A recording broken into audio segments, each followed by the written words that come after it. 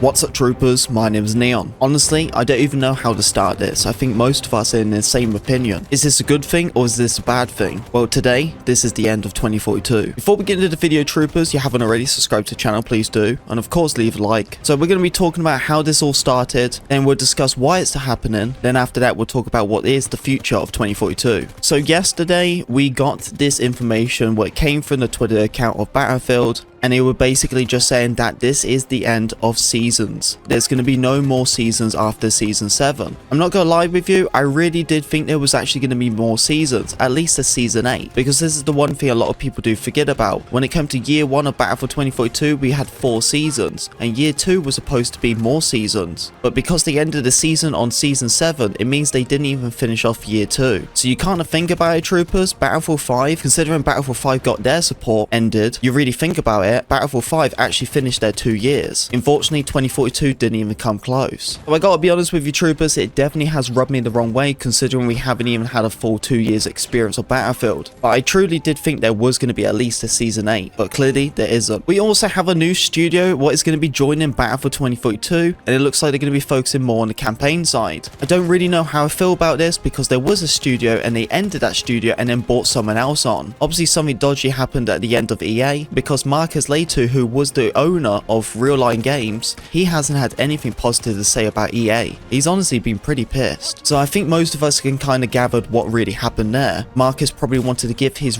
correct information to make a really good Battlefield experience, but EA was like, no, this is how we make money. Because it really shows exactly what happened. They got rid of an entire studio and then bought in another studio to take over the same thing. At this point, we are 100% confirmed that something dodgy happened and EA was just like, screw you to that Real Line Game Studio and just got rid of them all. It is a very thing because EA have tanked so many games lately and so many developers. It just honestly haven't made it a good experience or a safe experience to work with EA. But what will the future hold for the next Battlefield? We don't know. There's going to be a back-end fix for 2042 to fix the hit registrations. You won't notice when this does get fixed because it will be a back-end server update. But when it does go live, I will let you troopers know. Okay, now let's go back to the main thing of the seasons. Well, it's obviously not going to be any more seasons. So what does that mean for the future of 2042? It seems like they are still going to continue doing events, maybe not to the scale of like season events. They also was talking about doing challenges, maybe continue doing weekly missions, but something different to unlock, maybe cosmetics. And if they don't have cosmetics, then maybe they can give away Battlefield coins. Every single week you get yourself 100 Battlefield coins so you can slowly start progressing and so you can get some of these cosmetics for free. That's usually what happens with older Battlefields after a while when they discontinue. Just like Battlefield 5, if you go and grind the challenges out every single week, you can get yourself points and you can use them to buy in-game currency. So maybe they might do something like that. I really hope so because then at least we have something to grind for every single week of the game. And they did say they are going to do maintenance with the game as well,